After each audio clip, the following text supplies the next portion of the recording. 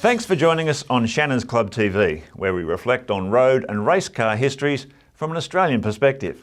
In each episode, we profile our feature car with memorable images, new insights, and an up-close look at an owner's example. We'll also get a market update from the Shannons auctions team. Today, we're looking back on the fun and affordable British sports car twins, which, in many ways, differed in name only: the Austin-Healey Sprite and MG Midget. Less than 3 years after the launch of the beautiful MGA, another all-new sports car emerged from Abingdon. Unlike the MGA, this one boasted unitary body or monocoque construction. Like the MGA, it used many of the mechanicals found in the mainstream sedans produced by the British Motor Corporation. This was, of course, the Austin-Healey Sprite, launched on the 20th of May 1958 at Monaco, on the eve of the Grand Prix. The Sprite beat the Mini to market by just 15 months and reflects the same product planning priorities driven by the 1956 Suez crisis: low price, compact size, excellent fuel economy.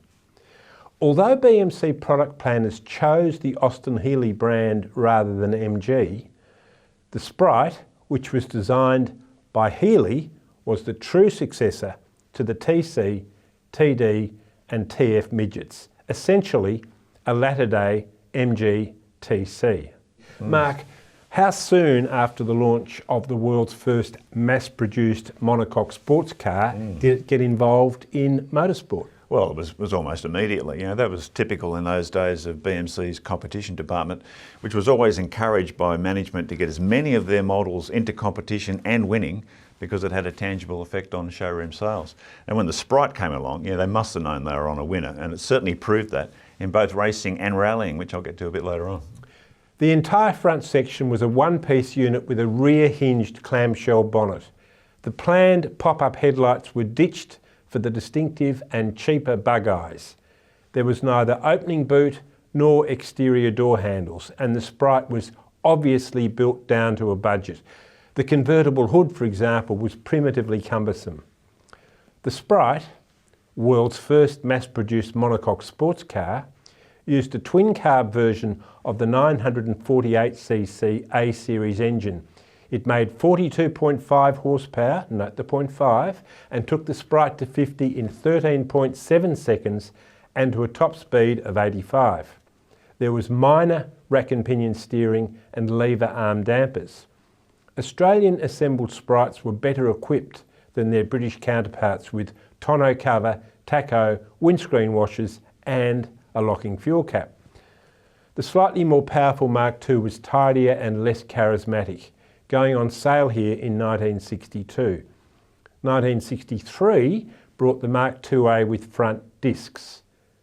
The 1964 Mark III got wind-up windows and beefier rear springs and other improvements. Power was 59 horsepower, and this one could hit 90 miles an hour. The 1965 Mark IIIA had wire wheels. In 1968, the Sprite was dropped altogether in Australia in favour of the MG Midget, with a slightly detuned Cooper S engine, a better hood, radial tyres and other goodies. Mark, the Sprite and Midget seem to be tailor-made for motorsport. From amateur to professional. Yeah, and that became evident pretty much from when the first bug eye appeared on the scene in the late 1950s.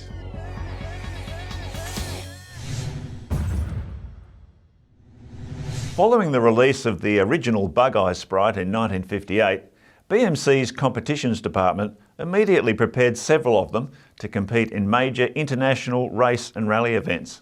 Success soon followed, starting with a class victory in Europe's prestigious Alpine Rally. A famous podium clean sweep of the 1000cc GT class in the Sebring 12-hour in 1959 was a stunning way to launch the Sprite in the USA, prompting creation of many customer-built replicas known as Sebring Sprites, using over-the-counter factory parts. For many years, the Sprite also reigned as class king in Sports Car Club of America regional championships, and with the arrival of the Mark II in 1961, scored more class wins in major rallies, including Britain's RAC and the Monte Carlo. International sports car racing resulted in more class wins at Le Mans and Sebring, and guest drives by famous names including Sterling Moss and Steve McQueen. This era also produced some rare factory lightweights with streamlined bodywork, which proved very successful in national and international GT racing.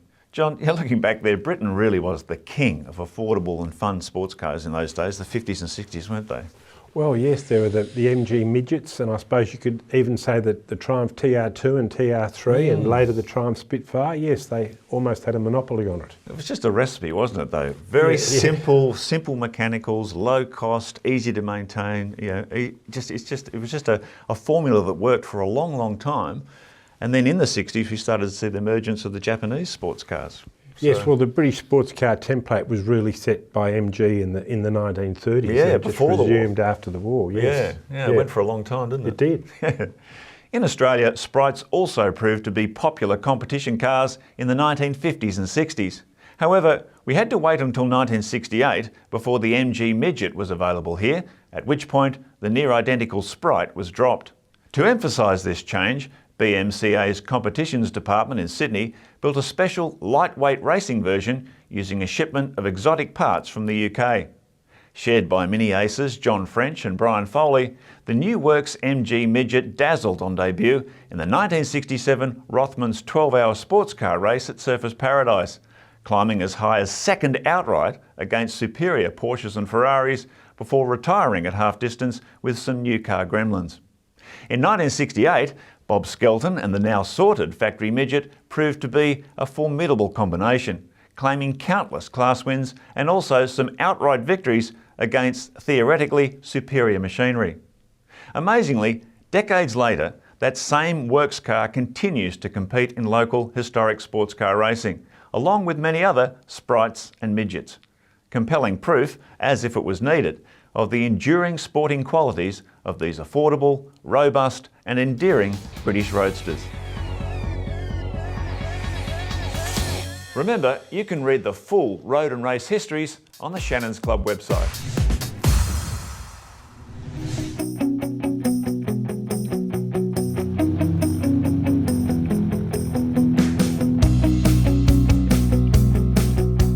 My name's George Forbes. We have an Austin-Healey Sprite of 1958, Mark I. Colour is British Racing Green. This car is extremely original. I've had it for 23 years, the first 10 of which were restoration years. All the mechanical components refurbished, back to standard, repainted and beautifully finished. And that took 10 years. It's quite rare to find a Sprite as original as this. It was entered in a competition at Flemington Racecourse in about 2010, and it took Car of the Show, and that was a big thrill. The key specs are a 948 standard engine, standard 4-speed transmission, standard differential. I always admired the competition history of the car, and I've raced extensively in historic racing and I found them very competitive. Handling is brilliant. They handle very flat and they go around corners pretty well. This is on its original style of tyre, which are cross plies, and it drives just like a new one. I've been a member of Shannons since late 70s, so we've seen them from the start. I met Robert Shannon probably in the late 70s, and I was his accountant for a few years, and we've always been with Shannons, and it's been a terrific company to deal with. What makes this car special to me is its originality and its standard of restoration. We're only custodians of the car. When we go, the car will go to somebody else, but we have no intention of selling it at the moment.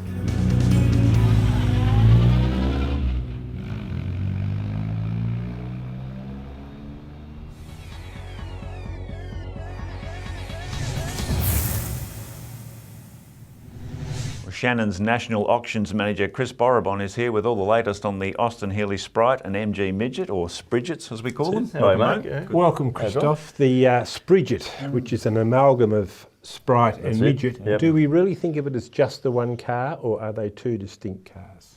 Well, I think the original Bug-Eye Sprite, or Frog-Eye Sprite as we know it, is definitely not the same as a Midget, because the Midgets came in later on. So yes, they did share a body, later on with the Mark 2s, 3s and so on, but I think with the original Bug-Eye, no. I mean, it's from my point of view, I look at it separately. And which is the most collectible?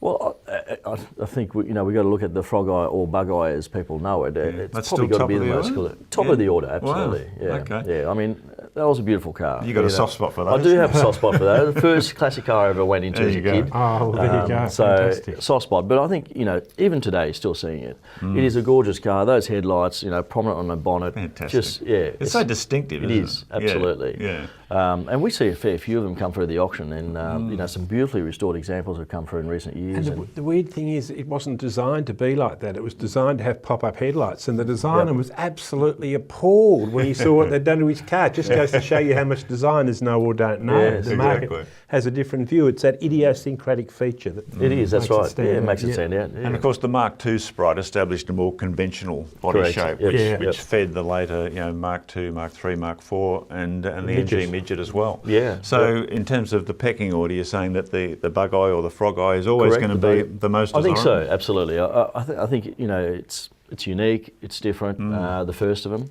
And then I think from there, it's probably the later Austin-Healeys and Midgets are probably the one to go for. A bit more advanced, went from the 1100 to the 1275s. Correct, yeah.